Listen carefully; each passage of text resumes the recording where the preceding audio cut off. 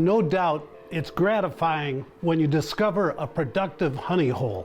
One of those consistent areas you can depend on that's holding a concentration of fish. And over time, you've learned that if you cast here, you might get a bite. And if you cast there, you might get a bite. But if you pinpoint your cast right there at that angle, you'll likely hook up, and it's often the biggest fish of the bunch. That specific zone is what we anglers refer to as the spot on the spot. Hello everyone, I'm Kim Stricker, and welcome to another Hook and Look Splash, a splash of fishing information from an underwater point of view. While anyone can verbally describe their perceived aspects of a sweet spot, I'm going to take you below the surface and visually show you the precise detail of some productive scenarios we've investigated. After all, seeing is believing, right?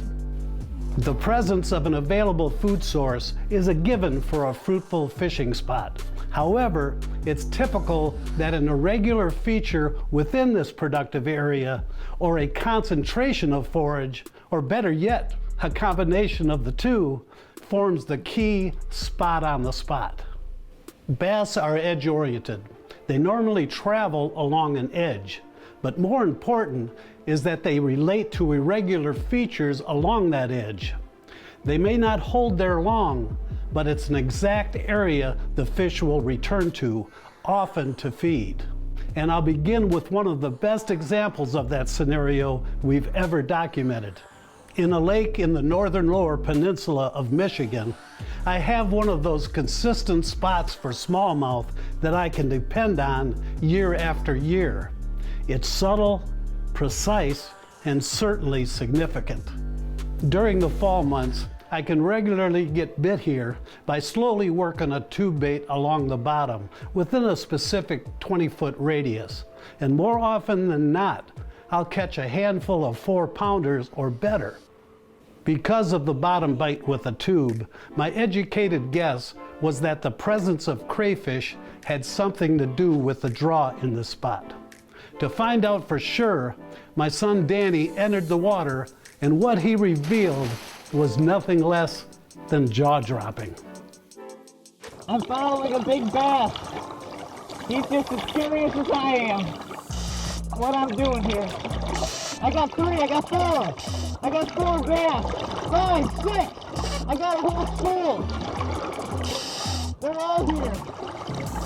7, 8, 10. I'm in another load. There's about 20 bass. And they're circling me. This is unbelievable. They are circling around me. I would have never dreamed that there were that many big smallmouth there. But what Danny didn't realize yet was those fish weren't just circling around him. They were circling around the spot on the spot. An isolated log about 6 feet in length was right behind him, laying on the bottom, encapsulated with zebra mussels, and visibly drawing attention. Upon closer examination, Danny discovered that the log was hollowed out and completely jam-packed with rusty crayfish. Every single crayfish in that immediate area was seeking refuge within the confinement of the log. As if it were a hot dog stand, it was attracting customers one after another, and has been doing so for several years. Under normal conditions, an isolated log such as this may hold a fish or two, but for multiple fish to be present like that, there had to be an abundance of food available. We since dubbed this spot on the spot the crayfish burrito. Continuing on, crayfish are a common prey for smallmouth, and that includes the large invasive rusty, which according to my observations are becoming more prevalent. If available, they prefer rocky habitat such as this, where they can easily hide from predators. This happens to be a rock hump in a lake we explored in the Northwoods area of Wisconsin. It was approximately 100 feet in length and 40 feet wide, and again, rusty crayfish thrived in its crevices. No doubt this is a textbook spot and regularly draws a school of hungry smallmouths in pursuit. In areas such as this, it's typical that the fish will congregate on the high spots. It may just be one large boulder or a heaping pile of boulders. Whatever the tallest irregularity is on the hump can be considered as the spot on the spot. Savvy anglers often plant additional structure in an effort to create their own sweet spots. However, with all that said, the crayfish are distributed throughout the entire hump, and the bass are mindful of that and will search its entirety. Bites can come from anywhere, and wherever smallmouth are focused on the bottom in pursuit of crayfish, it's my opinion that there's no better lure than a tube bait worked slowly.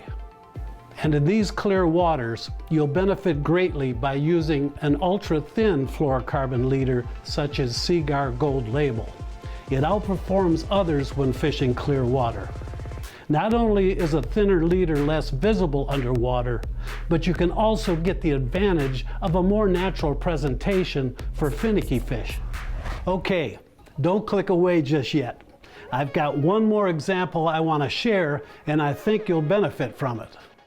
This is a steep, productive ledge on Tennessee's Dale Hollow Reservoir. The stumps and timber remnants that adorn the lip are what's key here. But what I've documented underwater and want to point out is how quickly the bass will descend off the spot on the spot and how quickly they'll return to it.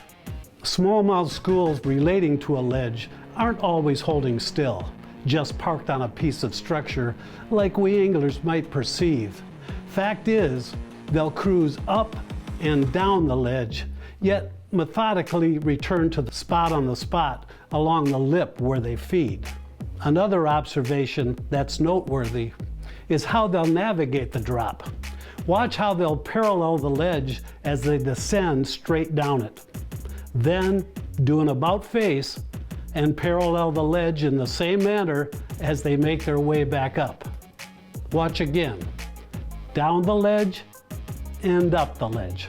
That's a detail I'm guessing you may not have known. In closing, you may not have the luxury of scuba diving your fishing spots as I do, but what you can do to fully comprehend the spot on the spot is employ the use of an AquaView camera. Whether the compact convenience of the AquaView Micro Revolution or the highest resolution optics of the HD7i, an AquaView camera is a valued learning tool that I highly recommend to thoroughly dissect the precise elements of your productive fishing areas. Your electronics alone could not reveal the intricate detail of my crayfish burrito. Just saying. Thanks for watching.